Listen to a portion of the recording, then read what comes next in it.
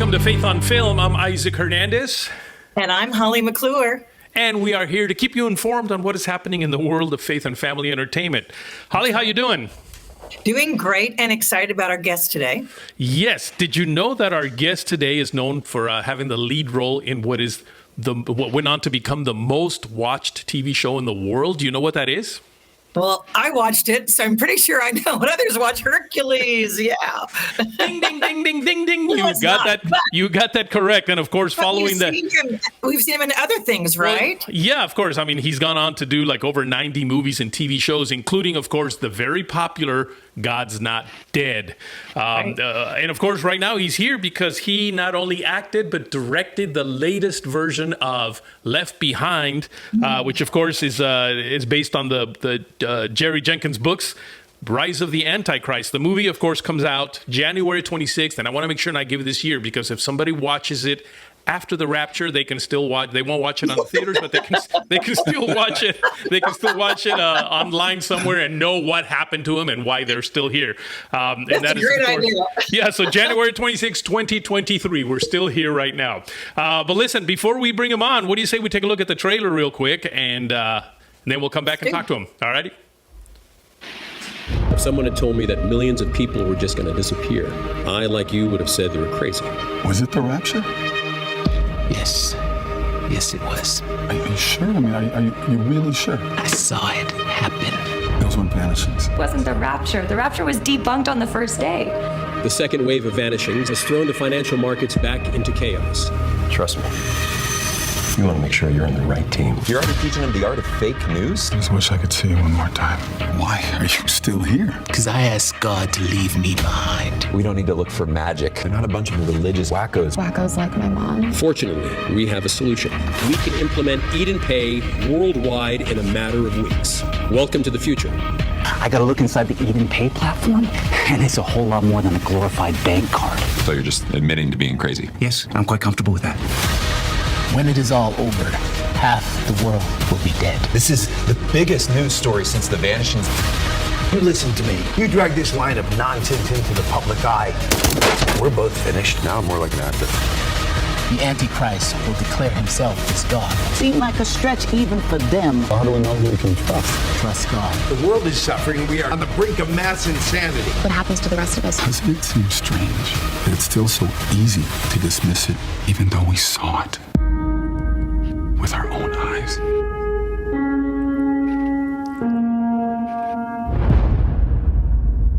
Kevin, welcome to Faith on Film. Dun, dun, dun. Yes. Good to be here, guys. Good to be here. Yeah, hey, did you know, by the way, that you also have the distinction of being the only guest that's been on Faith on Film 3 times now? All right. I'm very honored. Yes, because I keep putting out good movies with good messages, and I appreciate you guys supporting that. That's exactly That's what right. it is. That's right. And this is a good movie with a good message, right? I mean, speaking of the message, we've heard of other Left Behind books before, but boy, Isaac, you were saying it was interesting because there's something unique about this one that Kevin's going to talk about. I certainly hope he does. Yes, of course, there's been 3 movies in the past that were done back in, I think it was 2000, the year 2000, and then they did a 4th one, which was, I think, a remake of the first one back in like 2014, and this now is a sequel to that one that was done in 2014. Is that right, Kevin? Yep, that's it. I took over the role that Nicolas Cage was in. I played the Rayford Steele role, the pilot for the movie. Mm-hmm. And it's 6 months now. It's 6 months after the rapture. It's 6 months of people in the world trying to figure out what the heck happened. And, the world is under chaos, but there's also people kind of waking up going, oh, my gosh, I was wrong. And with my character, I realized that I didn't pay attention to what my wife was telling me all along, and even my son, because they were taken in the rapture. Right. So he starts really on a journey on his own to find out, his own sort of quest to really figure out and what he needs to do to amend for his non-belief. And it's an interesting journey for him. And there's it's very prophetic, this thing, because you look at what's going on in the world right now. Even you feel like the rapture is well on its way because it's in the Bible. If you read the book of Revelation, which my pastor used to say, read that book, it'll scare the hell out of you. I just thought that it's very fascinating. It's very interesting that I hope that when people watch this movie, and I hope they bring their friends. I think it's easy to ask people that don't have a belief, they're agnostic or atheists, to say, hey, do you want to go see this movie with me? It's a fascinating movie. They can look at it as a sci-fi movie. Because you read the book of Revelation, when I was a kid, I thought it was like a sci-fi. I thought, my gosh, this is crazy. But it's pretty interesting. And this movie is, we made it very up to date. It's very modern with what we did with it, the changes in there. We even got a wonderful plug from Jerry Jenkins himself. I talked to Tim LaHaye years ago before he passed. And I wish he was still around, but Jerry loved this movie. He said by far it's the best of all of them that's ever been done. So it is darker. I think that's an interesting element of it, that it's not sort of what past movies of it look like. And Neil McDonald's fantastic in it. Bailey Chase, Corbin Burnson. My wife did a great job in it. In fact, there's a scene I have with her that turned out far better. Even when I read the scene, I thought, oh, this is going to be a good scene. It turned out much better than I thought it was going to turn out. It's a very emotional, very touching scene. My son is in it. They loved him so much. They actually wrote him more parts in it, the writers. Paul Lalonde and Jessica Parker up there in Cloud 10. And they're going to do a sequel to this one, and hopefully we're going to be I'll be directing that one as well later this year. Speaking of directing, and you mentioned your wife and your son, how hard was it to direct yourself and your family? Is it hard being a director of your own, family? Well, I've done it before. I did it in Left Behind, not Left Behind. I did it in Let There Be Light, which did very well in theaters. That was at about 4 years ago. Had a 4-month run in theaters. And my wife and I have actually worked together in a number of the movies before and since, and we actually met on the set of Hercules back in the day. So we actually just celebrated our 25th wedding anniversary, which is, I told her in Hollywood, if you married someone 10 years, that's like a golden anniversary in Hollywood years. So. It is. And if it's 25, it's considered a miracle. You're in that category. Gosh, it's a miracle. Unless you married 4 or 5 times, then maybe it adds up to 25. Exactly. Good for you guys. Good for you. Yeah. Now, Kevin, what ultimately drew you to want to do this movie when you read the script? I read the book years ago, and actually, it's kind of a weird full circle for me because I've known Dallas Jenkins for a long time, who's just doing amazing work with The Chosen right now. And back in 2010, he gave me a script, and he just wanted me to read it. We were friends back then. He said, hey, I got a script, and think your thoughts. I read it on an airplane. I was laughing. I was crying. It was a very wonderful script. And I said, who's playing Pastor Ben in this movie? He said, well, I got this guy and that guy. I said, no, I'm playing it. He says, man, I can't afford you. And I said, pay me scale. Pay me whatever this SAG union says is the lowest you can pay somebody to act in a movie, because I love this movie. And actually, you mentioned God's Not Dead. Well, What If is written by Chuck and Kerry, the same guys who did God's Not Dead. In my book, What If is a far better movie. The trouble with these independent movies, I don't have a $100 million James Cameron budget to promote my $300 million movie like he does. We need word of mouth. And I highly recommend people love God's Not Dead. Please watch What If. But Jerry Jenkins actually funded that movie. Dallas Jenkins directed it. And then now I'm doing Jerry Jenkins movie about one of his books. So this is an honor for me to be part of his family. And when that movie came out in 2014 that you mentioned with Nicolas Cage, they got inundated. When I say they, Paul Lalonde up there at the Cloud 10, the company out of Toronto that owns all the rights to the books. And they said, we had so many emails and letters from people saying, why is Kevin Sorbo not playing the part of Rayford Steele? So they came to me 8 years ago. Wow. And 2 years ago, they said, okay, we're finally ready to get this movie made. So I directed it and started a year ago at this time. And now it's done, and now it's coming out in theaters. And we need people to go to leftbehindmovie.com, leftbehindmovie.com. It shows you the trailer that you just saw. It shows you the theaters of where it's showing near you. We got 1,500 screens in America. So please support this movie so it stays in theaters longer than a weekend, okay? Because absolutely. We need this message out there to as many people as we can get. So please tell your churches, tell your religious leaders, get people to go and put those butts in those seats. Absolutely. Years ago, Kevin, I interviewed Kirk Cameron and was involved with promoting the first Left Behind, and seeing how that was done. Seeing this one, like you mentioned, touched on earlier before, it is more believable today than it was years ago for all that we've got technology-wise, for how the government, they're turning on Christians, for what's happening. This is, don't you believe, ripe for the times? Oh, yeah, because, I mean, we even talk about one world government in there. They've been talking about that for years now. We're getting closer to it. They want to control everything of our lives right now. And these governments all want to work together to have all the power and all control for a small minority of leaders and groups. But trust me, they're well on their way to make that happen, where you get one currency, where you get one, everything is going to be just, this would be so much easier. And people are like sheep. People are sheep. I'm here to wake up the lions. I'm a lion. I know you guys are lions. We need to wake up the world to the reality of what the governments are trying to do, because the biggest thing is fear. I got a shirt on here right now that says freedom over fear. So we need to fight that and not let. You saw what they did with COVID. They used fear as a weapon to control our lives, and we can't let that happen. Yeah. Well, one thing that I found very interesting here was in the movie, and it wasn't for a long scene, but they alluded to, or you guys alluded to, aliens, basically, from outer space. Sure. And I was thinking of how in the past year or so, there's been a lot of chatter about, suddenly about aliens and, aliens being spotted here, and the government has been keeping secrets, but now it's coming out, sort of already preparing us for what you guys talked about in the movie, that the people will say, the vanishings are just aliens that came and took the people. So I thought that was very interesting. Well, because we always try to look for explanations from one way or another. We don't want to really look at the truth of the situations.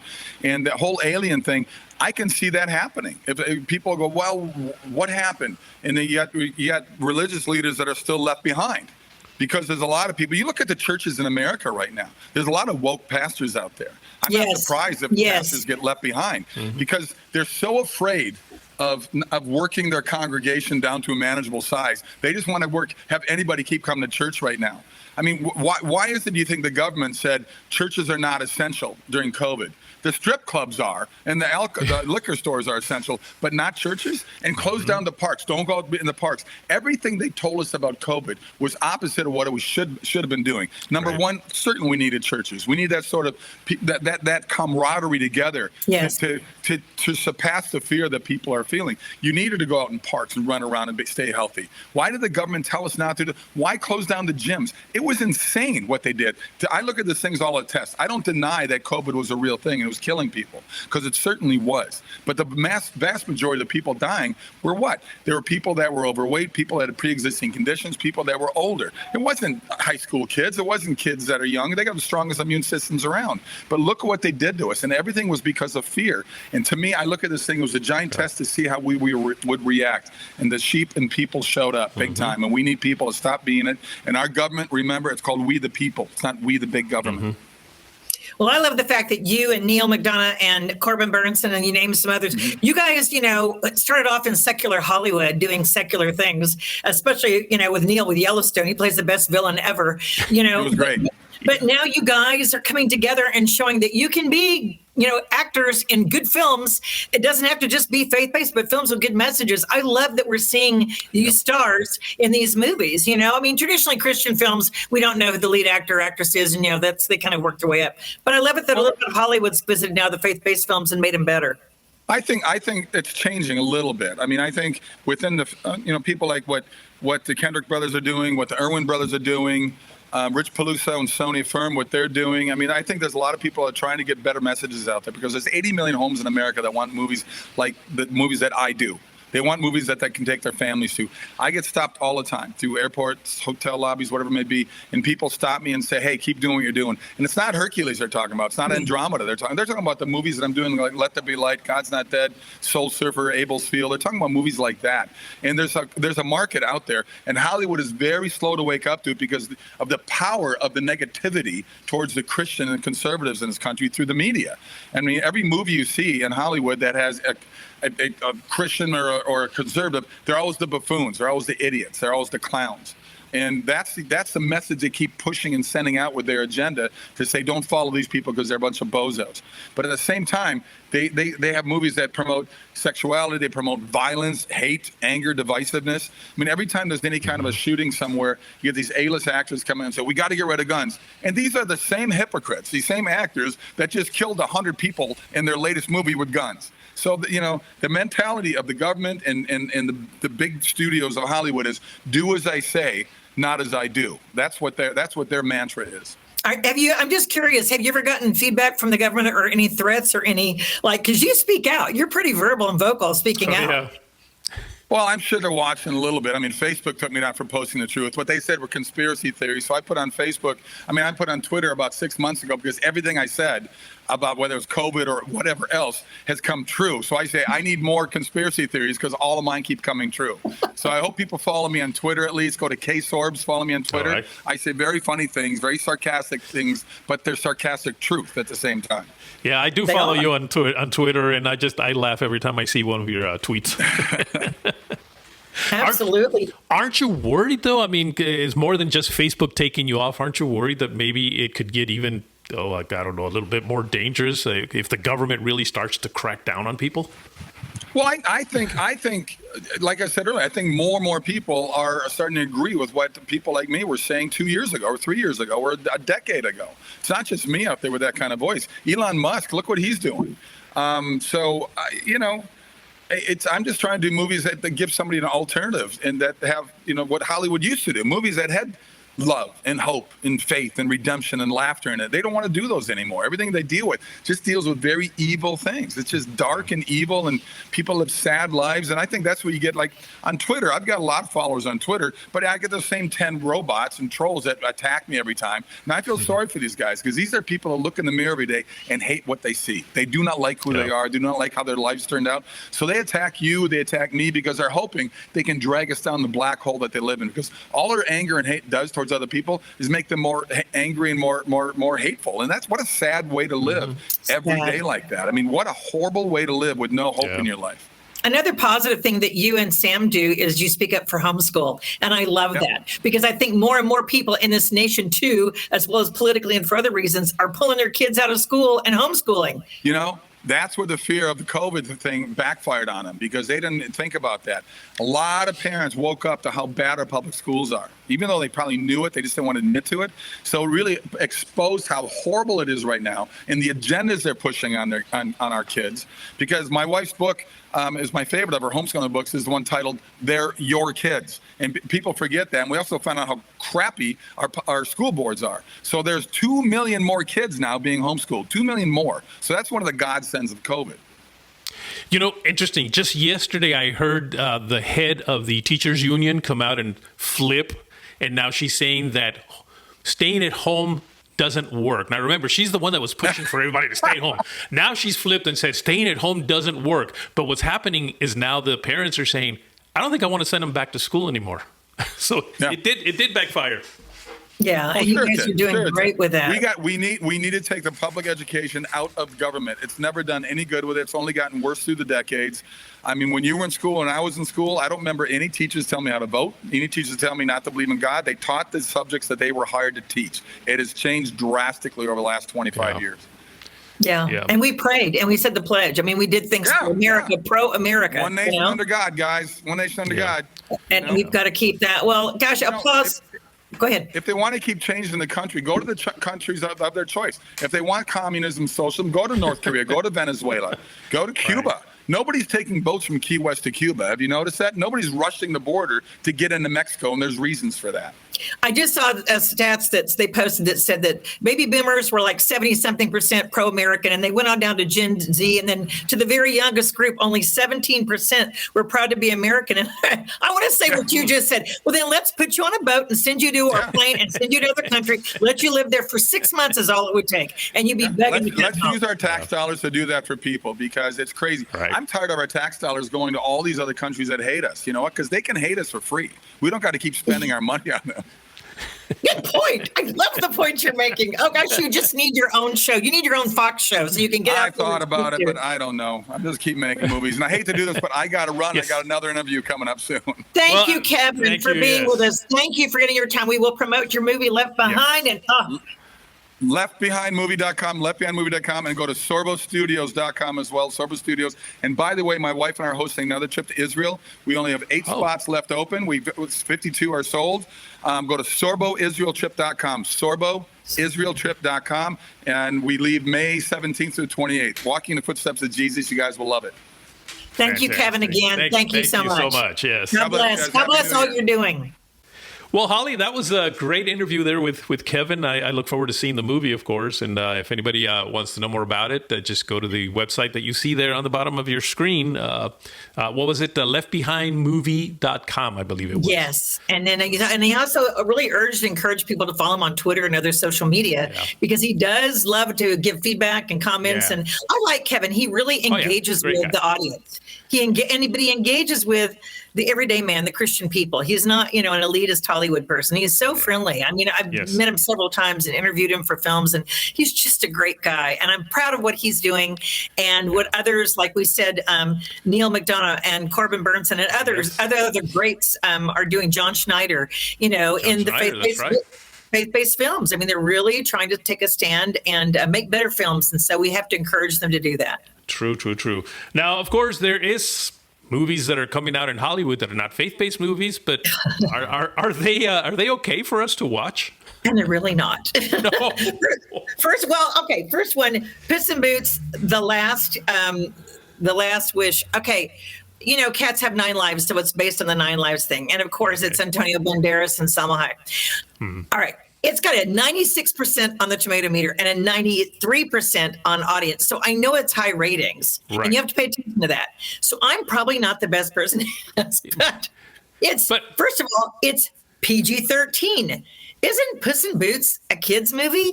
Isn't it like for kids? So wouldn't it stand to reason that it'd be a PG or a G for Puss in Boots? But no, they want the teenagers to go see Puss in Boots. So I'm a little astounded by the rating and thrown off.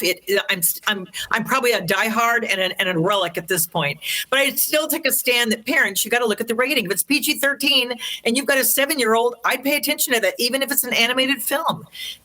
I mean, clearly there's some crude language or some, crude bathroom humor. I was going to say, what are the ingredients in it? Yeah, and, the violence because he's fighting, and sword fighting and all that. And again, when I was in the theater, I looked around, I'm like, okay, who's here? And there was, of course, little kids that parents brought, but there were teenagers. And I was surprised, like several groups of like 12, 13, 14, 16 preteens and teens that came to watch us. And I'm thinking, why would they want to come see this movie? And then I think there's a loyalty to Antonio Banderas. And I think it's that if they watched it as a kid, they want to follow it all the way through. Maybe that's it, because I really don't understand the appeal. But anyway, not one of my favorites. What else? Well, okay, I'll tell you another one that's really not my favorite. So again, you guys may like the Puss in Boots. You might like that, okay? Because it was me. It's not my favorite animation. Kind of tired of the story. Okay, one more time. Let's go back. Let them fight. Blah blah. It's like a Hallmark movie. You can predict every scene.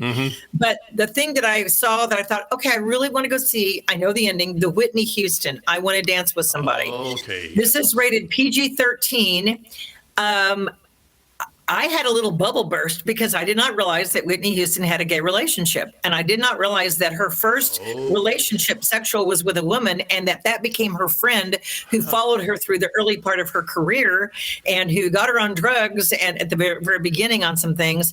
And then she stayed with her till she married Bobby. And of course, then when she married Bobby, it got even worse. And then they had a feud, and it was like all this drama. And the good thing is, if you love Whitney Houston songs, which I do, I took my daughter to a Whitney Houston concert when she was 7 years old, and she took flowers down to the stage, and Whitney came over and said, "Thank you, my dear," and picked up the flowers and said, "Thank you." And she was singing. So I personally had this great touch connection where I'm like, okay. And of course reviewed all her movies and, Bodyguard and everything else. So I thought, okay, I'll go see this movie. I know how it ends, but hopefully there's some good things in it. And when it was over and over, the drug use and then the sexual things and the heat that she got in the press, which clearly I was oblivious to that at the time, I guess, it was sad. And Isaac, I walked out of there and I got in my car, and I'm not kidding you, I started kind of crying. I'm like, why am I crying? I know the ending to this.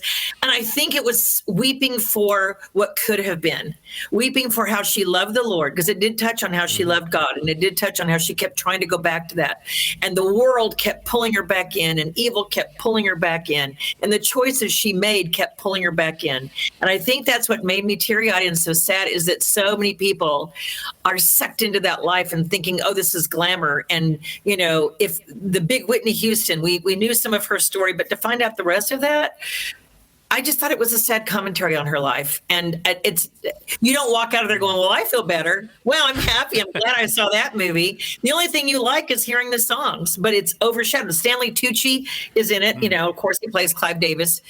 At the very end, Clive Davis, I guess, had a homosexual relationship. So they're showing her walking in and he's with a guy in his living room, not sexually, but it was just like, you get so hammered with it in so many movies and so many things these days. I just was exhausted, and it left me feeling drained and sad. So would you say that they just focused too much on the negative part of it and not, because there must have been some positive things in her life?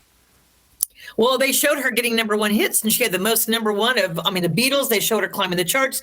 You know, you heard all the songs, I Want to Dance. You heard how she chose the songs. You heard her say, he said, I've got a little movie called, Bodyguard. And she's like, I don't want to do this movie. And she threw it on the ground. And then he goes, yeah, Kevin Costner stars in it. She picks it up and goes, okay. Kevin Costner, wanted her and chose her. And they don't show Kevin. They show a clip of him as if she's filming a scene in the other room. And he's on the screen like they're filming a scene, and then she's doing drugs in the other room. Wow. So it just overshadowed by that. So I would say don't go see that. You've already seen it on bios. You've already seen it on TV. Okay. You've already seen it in documentaries. All right. Well, I do want to talk about something real quickly here before we end the show that is sad, but at the same time, it's actually exciting. And that is the fact that we recently lost what I call a general of the faith, and that was, of course, Pastor Jack Hayford. I had the opportunity of working with him quite a bit, actually, several times when I was at TBN, whether he was a guest on Praise the Lord or actually he would host Praise the Lord from time to time. And I got to tell you, he was a wonderful man. So we certainly are going to miss him here, but it's great that he's joining so many other generals that have gone on really in the past 5 years or so. A lot of them are heading home. And you said it's exciting. I looked more of as like a happy homecoming for him. He gets to go home and be with the Lord. I interviewed him back when I was on KKLA in the 90s, and then did some other shows. I had him on to interview, and then met him, of course, went to his church. You're right, Isaac. He was such a sweet, kind man. Such a gentle spirit when you talked to him. And he looked right at you when you spoke to him. He would look at you. And it's sad for us because, like you said, all the generals are leaving. Who's left to lead us, Isaac? I'm not sure there's anybody that is going to step up to the plate, which, we just interviewed Kevin about the movie Left Behind. I think maybe we need to have that rapture happen pretty soon, because I don't know that there's anybody left. And maybe we can look up people like Kevin and others as kind of generals in the movies that are out there trying to get a message and make it. But for the old standards that we grew up with, Latim LaHaye's, again, Pastor Jack, and people like that. I don't know. It's you know what it is? It's also that era lost. We've lost an era, and an era you and I grew up in. An era you and I grew up in that loved the Lord and was proud to be American and proud of America. That's true. It also kind of makes us look at the fact that we're getting close to it ourselves. Yes, we are. I don't even want to go there. Well, anyway, folks, thank you for joining us for today's show. We want to invite you to write us at faithonfilmtv@gmail.com. That's faithonfilmtv@gmail.com. And, of course, you can always follow us on Facebook, Instagram, and Twitter at Faith on Film. And we want them to do what, Holly? Go to YouTube and like it, subscribe, hit that button, subscribe to us, please, because it helps us with the following that we get to get on more outlets, because they look at that. So thank you very much for being faithful and following that and doing that. And, Isaac, we'll probably be doing this in the millennium. Maybe we'll God assign us a show in the millennium, and we'll have a show where we'll be bringing in the lost. I do look forward to that. Absolutely. Well, folks, yes, go ahead, Holly. No, God bless. Thank you so much. There you go, folks. See you next week.